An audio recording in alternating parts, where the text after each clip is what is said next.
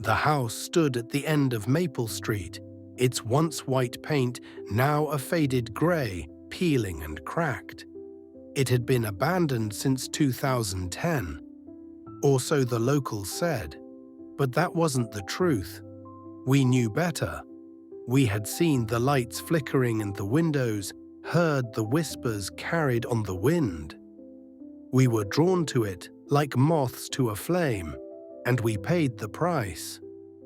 I was part of a group of 5 friends, all of us in our early 20s, full of youthful bravado and a thirst for adventure.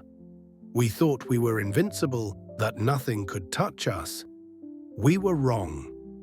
It started on April 21st, 2025.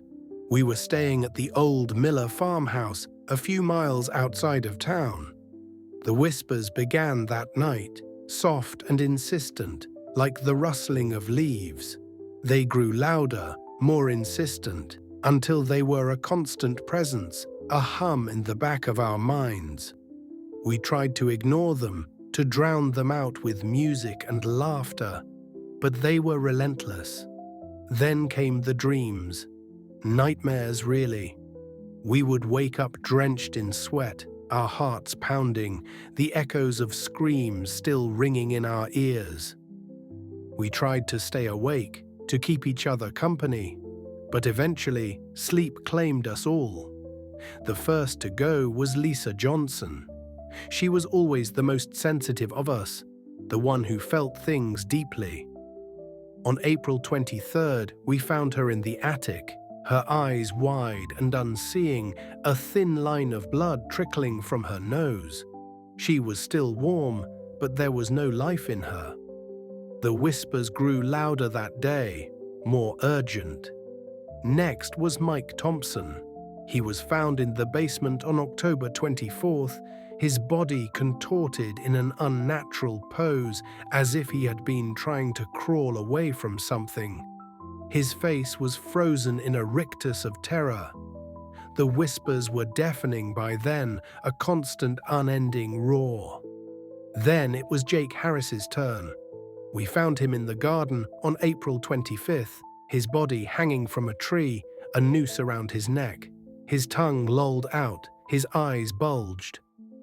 The whispers were inside us now, a constant gnawing presence. That left only me, Emily Davis, and Sarah Miller. We clung to each other, our terror a tangible thing, a living, breathing entity. We knew it was only a matter of time before it came for us too. It came for Sarah first. I woke up on April 26th to find her gone, her side of the bed cold. I searched the house, calling her name, my voice echoing in the emptiness. I found her in the kitchen, her body slumped over the table, a knife in her hand, her wrist slashed.